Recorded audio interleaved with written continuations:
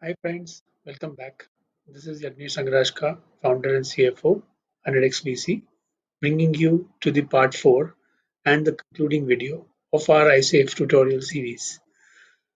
Thanks for watching all the parts and giving us your valuable feedback and queries too.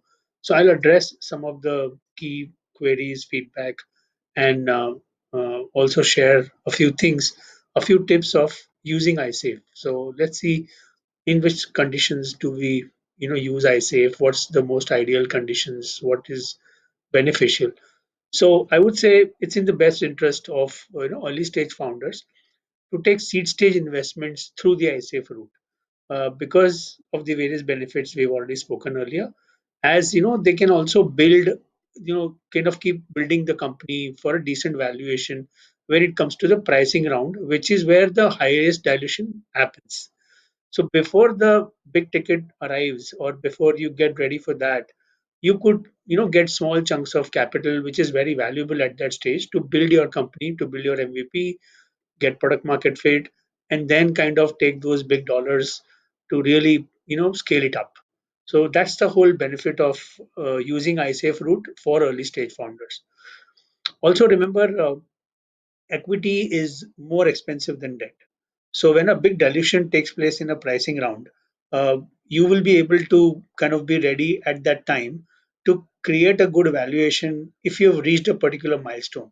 So with those small checks with iSafe, if you could build your company to something very meaningful and you've reached a milestone where the incoming institutional investor or a VC really looks at something of an IP or a valuable asset within the company, and then take it ahead. So the whole attractiveness of a proposal increases multifold, and it also minimizes your dilution at that stage when the pricing round is happening. So remember, these are the important things to remember when you are considering iSafe and subsequent rounds of funding and dilutions over the journey. Some more important tips with iSafe is that survival is key here. Only if you're able to survive, you're able to kind of realize your vision, move to build your company. But if you don't have funds, it's a win-win for situations like when founders and investors both benefit in one way or the other. It helps the company survive. uh, right, all the statistics around the companies which survive and see the light of the day. Out of 100 companies, 200 companies, 1,000 companies, hardly one or two are actually there to make it big. And that's how this can really build. So also one last point on some of the important tips is that it's always best not to do iSafe in tranches. The whole objective of iSafe here is to kind of close the funding at the earliest between the two parties and move on. Tranches become essential when there are milestones to be achieved during the funding.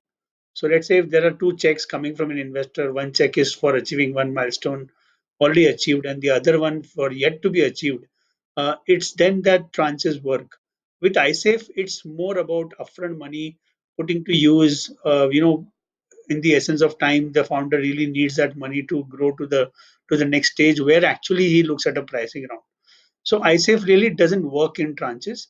So the advice here is to kind of keep the tranches to single one and close the whole iSafe and move on. So, I was talking about some feedback from my earlier videos. So, this is one important feedback we got was that the different types of iSafe, right? We discussed it in part two. Yes, part two. So, we discussed the types, but I think I kind of it was a short video, so we couldn't really do justice to all the types of iSafe. So, the request was to kind of discuss it more in detail a little bit in this video. So I'm taking this again. So, there are five types of iSafe we discussed, right? One is a fixed conversion, which, I told you that at 100x we use, where you could invest a particular sum and at a future date, the company commits you an X percentage of equity. That's a pure hard convertible note. However, there can be variants of iSafe, which is again, I'll discuss this in the slides. The first one being valuation cap without any discount. So, here are some options that I've shown you in case what happens post the iSafe round. So, let's say an iSafe investor is investing about 2 crores at a valuation cap of 20, you're actually ineffectively kind of committing to the investor about 10%. Even if the next pricing round happens at a higher than the valuation cap, the investor's CCPS of iSafe still converts and the investor gets 10% during the pricing round post money.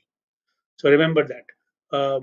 In the option two, let's say when somebody invests 2 crore at a valuation cap of 20, and the next pricing round is at a valuation which is lower, not 25, not 20, but let's say 10 crores. Here, the investor's CCPS will convert at lower of the two. So remember, the lower of the two will work, and hence 2 crores on a 10 crores gives the investor 20% equity in the company. So remember that downside protection is given, whereas the cap works as a cap, but the lower side, there is no floor. You might want to put in a floor if that's the agreement between investor and founders, but here I'm talking about no floor but a cap. And of course, there's no discount here. The second one being discount and no valuation cap. Here you just purely negotiate a particular discount and leave the whole valuation discussions for future. Don't discuss valuations because that will anyway come in the pricing round. You just negotiate a discount to the next round. The third one being both. You could either have both, or either one is the previous two. This one can have both cap and a discount. So you could have both done as a negotiation, and both will apply. Remember, the discount will apply to the pre-money of the pricing round.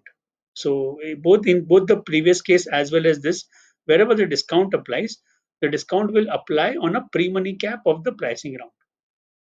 So that is the fourth one. And the fifth one is MFN, the most favored nation clause, where the MFN clause allows the iSafe holder to kind of choose to take whichever are the most favorable terms that are offered to subsequent investors. So that's the fifth one, guys. So, that I hope that kind of gives in more insight on the types of iSafe. So just to recap, part one, we had the introduction, history, advantages for founders, certain compliance aspects. The second video, a win-win situation for both, benefits to investors as well, and steps for executing iSafe. The third one was introduction to key terms in a term sheet, and then the comparison of iSafe and standard CCPS term sheet.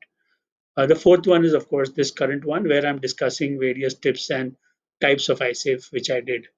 So I hope that kind of gives you a complete clarity on what iSafe is all about.